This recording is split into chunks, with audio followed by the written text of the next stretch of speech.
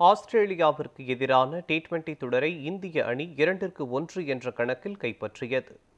ஆஸ்திரேலிய சுற்றுப்பயணம் மேற்கொண்ட இந்திய அணி டி20 தொடரில் பங்கேற்றது. முதல் போட்டி மழையால் ரத்து செய்யப்பட்ட நிலையில் இரண்டாவது போட்டியில் ஆஸ்திரேலியா வெற்றி பெற்றது.